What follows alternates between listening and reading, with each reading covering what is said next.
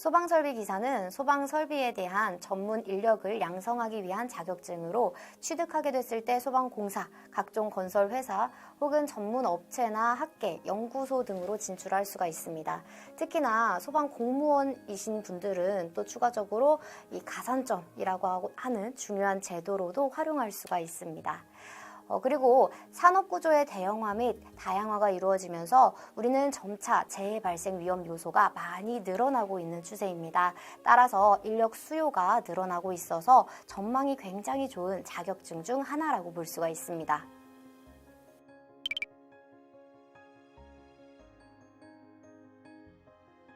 소방설비 기사의 기계 분야의 응시 인원은 2022년도 약 18,000명 정도가 됩니다. 2015년도 응시 인원이 약 9,000명인 것을 참고한다면 점차 응시하려는 인원이 많아지고 있음을 확인할 수가 있습니다. 여기서 필기 합격률은 약 47%, 실기 합격률은 16% 정도가 됩니다.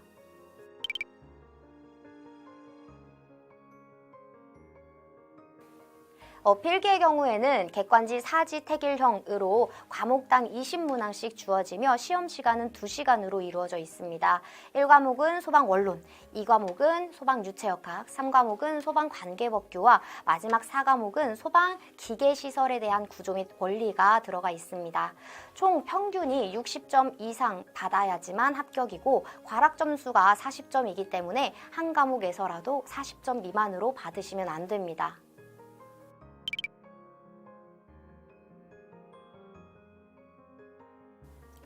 1과목과 3과목은 소방설비기사 전기 분야와 겹치는 과목이기 때문에 공통과목이라고 할 수 있습니다. 전기 분야를 먼저 취득하신 분들은 이 공통과목을 면제받을 수가 있습니다. 반면 2과목과 4과목은 각 분야에 대한 전공 과목이기 때문에 이 공통과목보다는 전공 분야, 전공 과목에서 훨씬 더 어려움을 느끼시는 분들이 굉장히 많이 계십니다. 따라서 유체역학이나 기계설비 쪽으로 아예 처음이다라고 하시는 분들은 공통과목을 면제받지 마시고 우리 다 보시면서 평균 60점 이상을 받을 수 있도록 전략을 세우는 게 굉장히 중요합니다. 그리고 문제를 미리 풀어보신 분들은 아시겠지만 기사 필기는 문제 은행식으로 관연도 문제풀이가 굉장히 중요합니다. 그래서 문제를 많이 풀어보시고 시험에 응하신다면 충분히 필기는 무난하게 합격하실 수가 있으실 겁니다.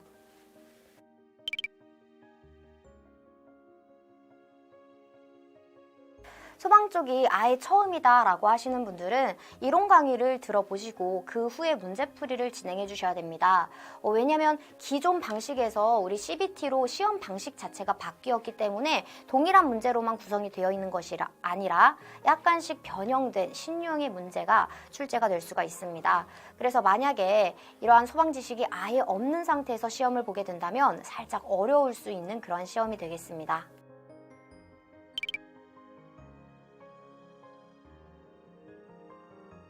네, 1과목 소방 원로는 처음 접하실 때에는 낯선 용어들이 많기 때문에 지레 겁을 먹고 시작하는 경우가 많이 있습니다. 그렇지만 다회독을 하신다면 가장 쉽게 점수를 올릴 수 있는 구간이기 때문에 포기하지 마시고 많이 문제풀이를 하시라고 말씀드리고 싶습니다. 낯선 용어들을 정리하면서 문제풀이 위주의 공부를 하시면 되겠습니다. 간혹 어려운 문제들이 1과목에서 출제가 되는 경우가 있는데 그런 문제들을 잡기 위해서 이론 공부를 더 깊게 파면 오히려 독이 될 수 있습니다. 소방 원로는 말 그대로 개론이기 때문에 파면 팔수록 늪에 빠지는 그런 구간이라고 말씀드리고 싶습니다. 네, 2과목 유체역학의 경우에는 문제를 보고 관련 공식만 유추할 수 있으면 충분히 문제풀이가 가능합니다. 특히나 공학용 계산기를 사용하여서 문제를 풀어야 하기 때문에 공식에 직접 대입함으로써 많이 이용해 보시고 손에 익어야 합니다. 물론 공학용 계산기 사용이 조금 서투른 분들을 위해서 제가 직접 알려드리고 있으니 너무 걱정하지 않으셔도 되겠습니다. 3과목 소방관계법규는 개정된 부분이 많기 때문에 기존의 관연도 문제풀이만 주구장창 풀면 안 되는 과목입니다. 법제처 국가법령정보센터에 직접 들어가서 개정된 부분을 확인하시면서 문제풀이에 접하셔야 됩니다. 따라서 3과목이야말로 이론 강의가 꼭 필요한 과목이라고 말씀드리고 싶습니다.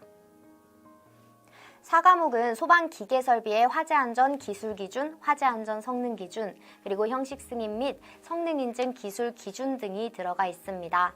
실무를 이미 경험하신 분들은 기계설비를 눈으로 그리고 손으로 확인하셨기 때문에 훨씬 쉽게 접하실 수가 있으나 처음 보시는 분들은 상상이 잘 되지 않아서 사실 힘들 수가 있습니다.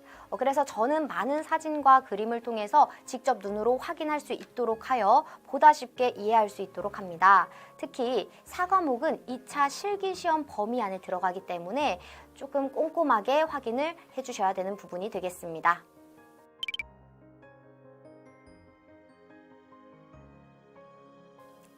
실기는 필답형으로 시험 시간은 3시간이고 마찬가지로 60점 이상 획득하셔야만 합격하실 수가 있습니다. 과목은 따로 구분되어 있지 않지만 주 내용은 소방기계 설비에 대한 설계, 시공, 그리고 유지 관리 등이 들어가 있습니다. 시험 유형은 기계 분야에 대한 설비, 우리 설치 기준에 관련된 단답형 문제나 주관식 문제로 이루어져 있고요.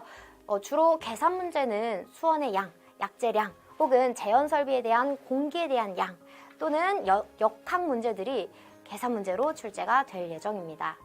따라서 실기는 필기와는 다르게 신유형의 문제가 많이 출제가 될 수 있기 때문에 문제 암기보다도 이론을 이해하고 공식을 암기하여 어떤 문제가 나온다고 하더라도 풀이할 수 있도록 공부하셔야 되겠습니다.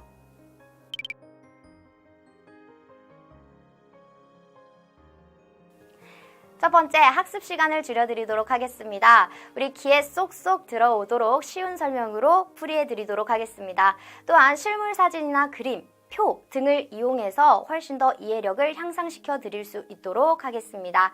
마지막으로 쉬운 암기법을 제시해 드리도록 하겠습니다. 그래서 우리 키워드를 이용해서 각종 재미나고 유쾌한 암기법을 제공해 드리도록 하겠습니다.